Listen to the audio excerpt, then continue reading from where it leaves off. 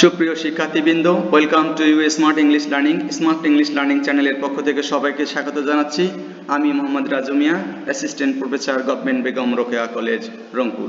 সুপ্রিয় শিক্ষার্থী, আজকে আপনাদের সামনে নতুন টিউটোরিয়াল নিয়ে হাজির হয়েছি। আজকের টিউটোরিয়ালের বিষয়বস্তু হলো ভার্ব থেকে কিভাবে নাউন ও অ্যাডজেক্টিভ তৈরি করা যায়। ইতিমধ্যে আপনারা স্ক্রিনে দেখতে পেয়েছেন। এগুলো আপনাদের বই নেই, আপনাদের এগুলো শিখতে হবে কেন সুপ্রিয় শিক্ষার্থীবৃন্দ?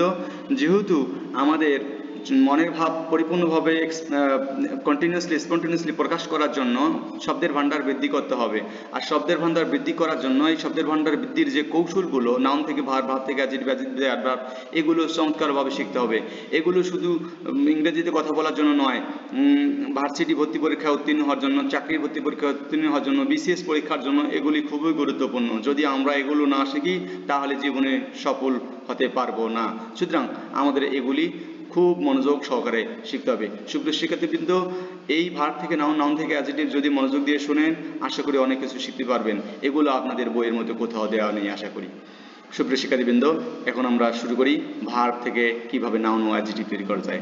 আমাদের 1 নম্বরের নিয়মে দেয়া আছে, যে সকল ভার্বের পরে ইএন, আইএফওয়াই, আইজেডি ইত্যাদি সাফিক্স বা প্রত্যয় যোগ থাকে, উহা বাদ দিলে নাউন বা অ্যাডজেক্টিভ হয়। যেমন ব্রোডেন মানে হলো প্রশস্ত করা, এটি ভার্ব। আর ব্রোড হলো অ্যাডজেক্টিভ, এটি হলো ব্রড মানে হলো প্রশস্ত, এটি হলো ভার্ব আর এটি হলো অ্যাডজেক্টিভ। সুপ্রিয় শিক্ষার্থীবৃন্দ, তাহলে আমরা বুঝলাম অ্যাডজেক্টিভের সাথে ইএন যোগ করলে ভার্ব হয়, অথবা ভার্বের যে সকল ভার্বের সাথে ইএন বাদ আছে তার ইএন বাদ দিলে অ্যাডজেক্টিভ হয়। আমরা দুই পাশে শিখলাম। ঠিক তেমনিভাবে এখানে আছে ওয়াইডেন মানে হলো প্রশস্ত করা, ওয়াইড মানে হলো প্রশস্ত, তাহলে ওয়াইডের সাথে ইএন যোগ করলে আমরা পেয়েছি ওয়াইডেন। তাহলে আমরা শিখলাম, তাহলে অ্যাডজেক্টিভের সাথে, অর্থাৎ যে সকল ভার্বের পরে ইএন বা আইএফওয়াই বা আইজেডি থাকে, সাফিক্স বাদ দিলেই অ্যাডজেক্টিভ হয়। 2 নম্বরে আমরা শিখব, ভার্বের শেষে ই থাকলে ই বাদ দিয়ে ওআর সাফিক্স যোগ করে নতুন নাউন গঠন করা যায়। যেমন ক্যালকুলেট একটি ভার্ব যার শেষে ই আছে, এই যে ই থাকার কারণে এর সাথে ই বাদ দিয়ে ও আর যোগ করলে এটি নাউন হবে। ক্যালকুলেট মানে গণনা করা, আর ক্যালকুলেটর হলো গণনাকারী। ক্যালকুলেট হলো ভার্ব আর ক্যালকুলেটর হলো নাউন। সুপ্রিয় শিক্ষার্থীবৃন্দ, পরের শব্দটা এক্সকাভেট, অর্থাৎ এক্সকাভেট হলো খনন করা, অর্থাৎ এইটি হলো ভার্ব, শেষে ই থাকার কারণে ও আর যদি আমরা যোগ করি তাহলে এক্সকাভেটর, অর্থাৎ এটি হলো নাউন। সুতরাং আমরা এই ভার্ব থেকে নাউন গ্রহণ করলাম। তৃতীয়টি হলো, সুপ্রিয় শিক্ষার্থীবৃন্দ, ভার্বের শেষে ডিই থাকলে ডিই বাদ দিয়ে এসআইওএন সন সাফিক্স যোগ করে নাউন গঠন করা যায়। যেমন কনক্লুড, ডিই আছে, এই ভার্বটির সাথে ডিই বাদ দিয়ে যদি আমরা এসআইওএন সন যোগ করি তাহলে নাউন হয়ে যায়। তাহলে কনক্লুড মানে সমাপ্ত করা, আর কনক্লুজন মানে সমাপ্তি। ডিসাইড মানে সিদ্ধান্ত গ্রহণ করা, এর সাথে ডিই আছে, আর ডিই বাদ দিয়ে আমরা যদি সংযোগ করি তাহলে হবে ডিসিশন মানে সিদ্ধান্ত, আর ডিসাইড মানে সিদ্ধান্ত গ্রহণ করা। 4 নম্বরে শিখি আমরা। 4 নম্বরে দেওয়া আছে যে ভার্বের শেষে ওয়াই থাকলে ওয়াই বাদ দিয়ে আই আর সাফিক্স যোগ করে নাউন গঠন করা যায়। যেমন ক্যারি হলো বহন করা, এটি হলো ভার্ব। ক্যারির সাথে আমরা যদি আই আর যোগ করি ওয়াই বাদ দিয়ে তাহলে ক্যারিয়ার, তাহলে আমরা এই ভার্ব থেকে নাউন গঠন করলাম ক্যারিয়ার, বহনকারী।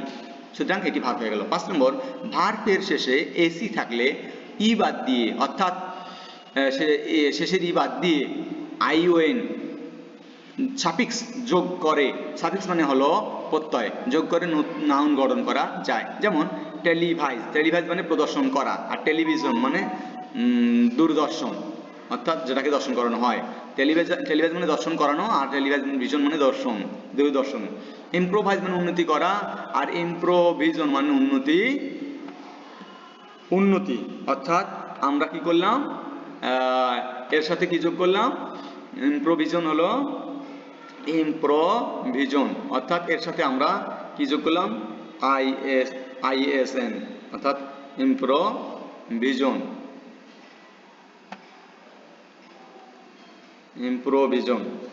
সুপ্রিয় শিক্ষার্থীবৃন্দ, এরপরে আমরা আসি 6 নম্বরে ভার্বের শেষে আরটি থাকলে শেষে টি বাদ দিয়ে এসআইএন সন অর্থাৎ সাফিক্স যোগ করে নাউন গঠন করা যায়। যেমন ধরুন এখানে ডাইভার্ট আছে, ডাইভার্ট হলো চিত্ত বিনোদন করা, ডাইভার্টের টি বাদ দিয়ে যদি আমরা এসআইএন সন যোগ করি তাহলে হবে ডাইভারশন, চিত্ত বিনোদন। 7 নম্বরে আসি আমরা, ভার্বের শেষে এনটি থাকলে টি বাদ দিয়ে এসআইএন সন সাফিক্স অর্থাৎ সাফিক্স যোগ করে নাউন গঠন করা যায়। যেমন অ্যাসেন্ট, অ্যাসেন্ট মানে আরোহণ করা, অ্যাসেনশন মানে আরোহণ, অর্থাৎ আমরা শেষে এনটি আসবে, এনটির বদলে এসআইএন সংযোগ করে নাউন গঠন করেছি। 8 নম্বরে ভার্বের শেষে যে সকল ভার্বের শেষে আইটি থাকলে টি বাদ দিয়ে, অর্থাৎ যে ভার্বের সাথে আইটি থাকবে শেষে আইটির বদলে টি বাদ দিয়ে ডাবল এসআইএন সংযোগ সাফিক্স যোগ করে নাউন গঠন করা যায়। যেমন অ্যাডমিট, অ্যাডমিট হলো অ্যাডমিশন, অ্যাডমিটের শেষে আমরা টি বাদ দিয়েছি, টি বাদ দিয়ে ডাবল এসআইএন সংযোগ করেছি, তাহলে হলো অ্যাডমিশন। অ্যাডমিশনে ভর্তি হওয়া, অ্যাডমিশন মানে হলো ভর্তি। 9 নম্বরে ভার্বের শেষে যে সকল ভার্বের শেষে এটি থাকলে শেষের ই বাদ দিয়ে আইওএন সাফিক্স যোগ করে নাউন গঠন করা যায়। যেমন ধরুন এক্সিলারেট মানে ত্বরান্বিত করা বা অধিকতর দ্রুত চলা, ত্বরান্বিত করা। এক্সিলারেশন মানে ত্বরণ, সায়েন্সের একটি ত্বরণ প্রক্রিয়া আছে সেটি ত্বরণ।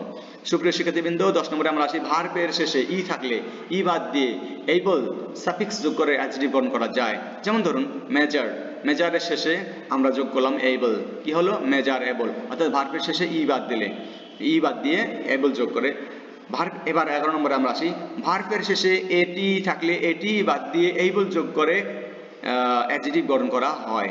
অ্যাপ্রিশিয়েট, অ্যাপ্রিশিয়েট মানে হলো প্রশংসা করা, এটা যদি আমরা করি টি বাদ দেই তাহলে অ্যাপ্রিসিয়েশন সংযোগ করলে তাহলে এটি হলো প্রশংসা। অ্যাপ্রিশিয়েট মানে প্রশংসা করা ভার্ব, আর অ্যাপ্রিসিয়েশন মানে প্রশংসা নাউন।